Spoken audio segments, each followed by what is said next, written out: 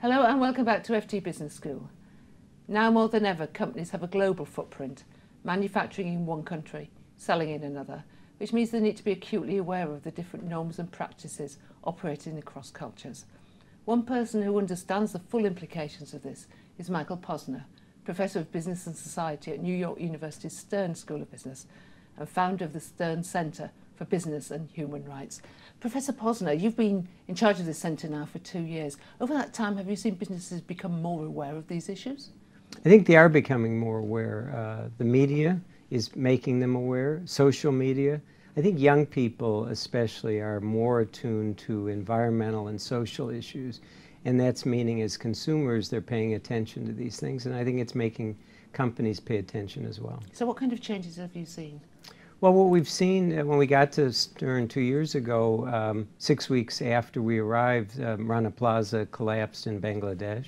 And what we've seen is 200 global brands and retailers have come together in 2 agreements to begin looking at how to fix or at least review what's happening in the factories, a collective approach we'd never seen before.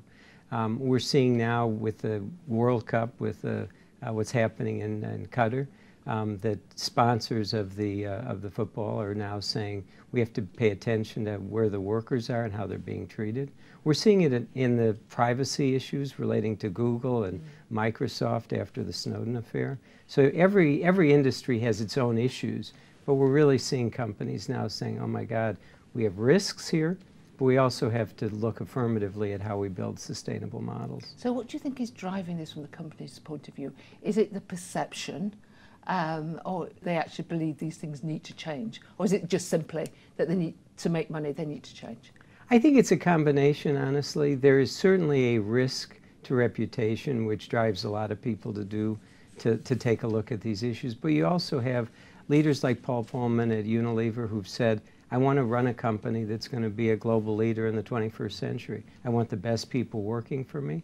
And I think we have to pay attention to environment and social issues to be a leader.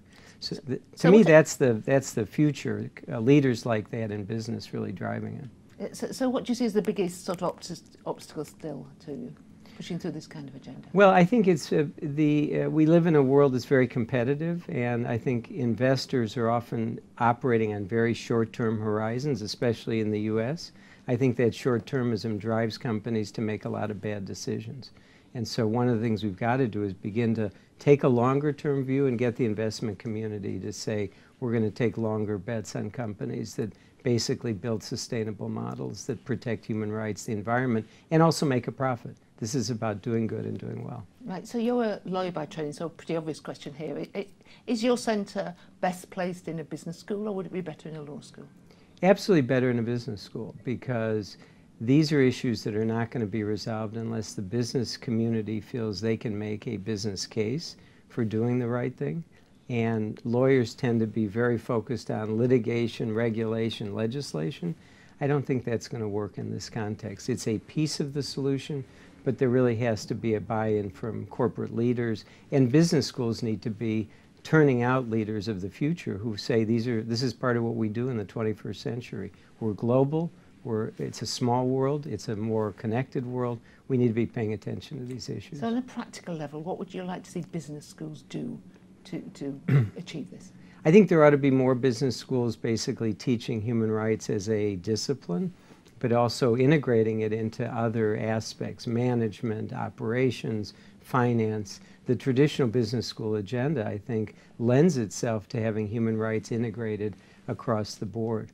I think business schools also ought to be thinking about the future of business on a global basis. What do global business leaders in 2050 or 2030 going to be looking at? Human rights and environmental issues inevitably are part of what are going to make corporate leaders strong or weak, and business schools ought to be giving them the skills. Professor Posner, thank you very much indeed. Thank you.